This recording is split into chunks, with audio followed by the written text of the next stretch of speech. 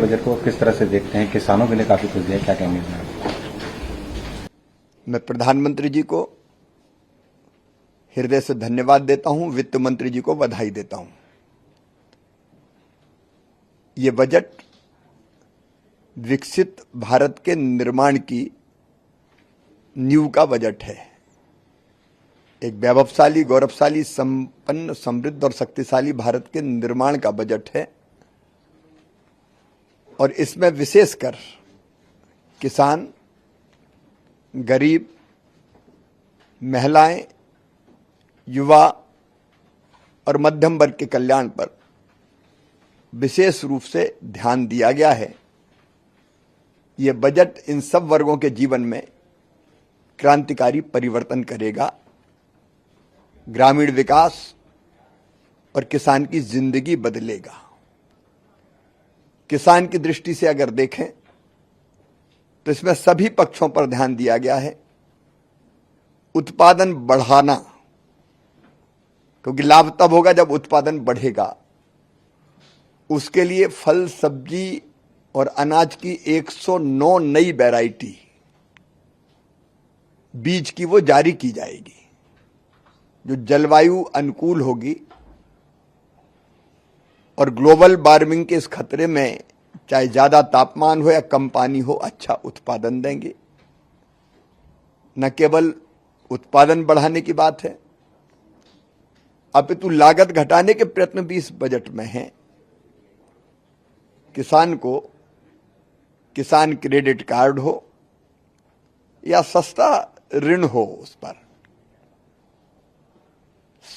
उसके कारण किसान की लागत घटेगी। प्रधानमंत्री किसान सम्मान जैसी योजना से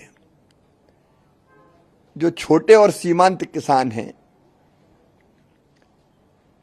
उनकी लागत में कमी आएगी। इनपुट डालने का मौका इस राशि से उनको मिलेगा। लेकिन उत्पादन के ठीक दाम देने के लिए एमएसपी पर खरीदी सुनिश्चित की गई है। और अभी अभी जो हमने खरीफ की 14 फसलों की एमएसपी जिन दरों पर होगी, वो एमएसपी की दरें हमने जारी की थी। इससे किसान को ठीक दाम मिलना सुनिश्चित होगा। किसान को ठीक दाम मिलेंगे।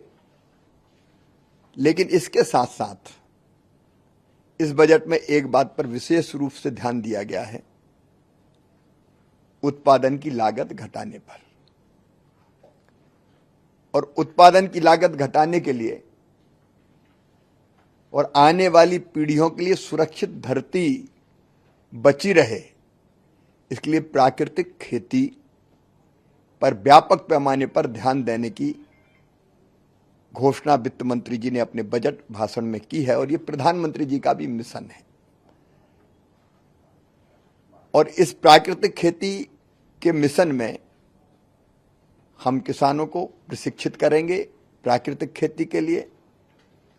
प्राकृतिक खेती में केमिकल फर्टिलाइजर का इस्तेमाल नहीं होगा, तो जो उत्पाद होगा, उसका फल हो, सब्जी हो, अनाज हो, वो मनुष्य के लिए बहुत हितकारी होगा। कई बीमारियों से बचेंगे और धरती का स्वास्थ्य भी सुधरेगा। तो प्राकृतिक खेती का मिशन आएगा। कृषि में डिजिटल इंफ्रा तैयार करने की बात कही गई है, जिससे किसान कई परेशानियों से बच जाएगा और विशेषकर दलहन और तिलहन का उत्पादन बढ़े, किसान को भी ठीक दाम मिले। इसलिए दलहन की 3 फसल, उड़द, मसूर और तूर, अरहर, वो अगर किसान पैदा करेगा तो पूरी एमएसपी पे खरीद होगी। उसके लिए समृद्धि पोर्टल भी लॉन्च किया गया है। और हमारा देश दलहन और तिलहन के उत्पादन में आत्मनिर्भर बने, इस बात का प्रयत्न किया जाएगा। कुल मिला के जो आज कृषि के सामने चुनौतियां हैं, उन चुनौतियों से निपटने का रास्ता इस बजट से बनाया गया है। लेकिन केवल किसान नहीं, किसान के साथ और गरीब के साथ ग्रामीण विकास जुड़ा हुआ है। तो ग्रामीण विकास का बजट है, ये गरीबों और महिला सशक्तिकरण का बजट है, क्योंकि इस बजट में 50,000 किलोमीटर नई सड़कें हैं जो बसाहट अभी जुड़ी नहीं है, उनको जोड़ने का फैसला किया गया। इस साल ही 12,000 करोड़ रुपया से ज्यादा उस पर खर्च होगा। इस बजट में गरीबों के मकान बनाने का ऐलान किया गया है। ग्रामीण क्षेत्र में 2 करोड़ घर बनेंगे गरीबों के। तो गरीबों के लिए एक नवजीवन ये बजट देगा। लेकिन इसके साथ साथ महिला सशक्तिकरण के लिए NRLM के माध्यम से, स्व सहायता समूह के माध्यम से अनेकों नए काम प्रारंभ करके महिला सशक्तिकरण करना और गरीब बहन को लखपति बनाने का अभियान भी हाथ में लिया गया है। 3 करोड़ लखपति दीदी बनाने का जो संकल्प प्रधानमंत्री जी का है, वो इस बजट के माध्यम से साकार होगा। इस बजट में ग्रामीण युवाओं के कौशल विकास पर भी ध्यान दिया गया है। दीनदयाल उपाध्याय कौशल विकास योजना के अंतर्गत उनको ट्रेनिंग दी जाएगी और जो ट्रेंड यूथ होगा उसको रोजगार से जोड़ने का काम किया जाएगा। अगर आप कृषि में देखेंगे तो 1,52,000 करोड़ का प्रावधान किया गया है, लेकिन फर्टिलाइजर सब्सिडी 1,64,000 करोड़ से भी ज्यादा, वो अलग है, वो भी कृषि और किसान के लिए ही रखी गई है। और ग्रामीण विकास की दृष्टि से भी हम देखें तो ग्रामीण विकास सेक्टर के लिए लगभग 2,66,000 करोड़ का पूरे सेक्टर के लिए प्रावधान किया गया है। ये ग्रामीण विकास का बजट है, ये गरीबों का बजट है, ये किसानों का बजट है, ये खेती को और उन्नत बनाने वाला बजट है, ये महिला सशक्तिकरण का बजट है।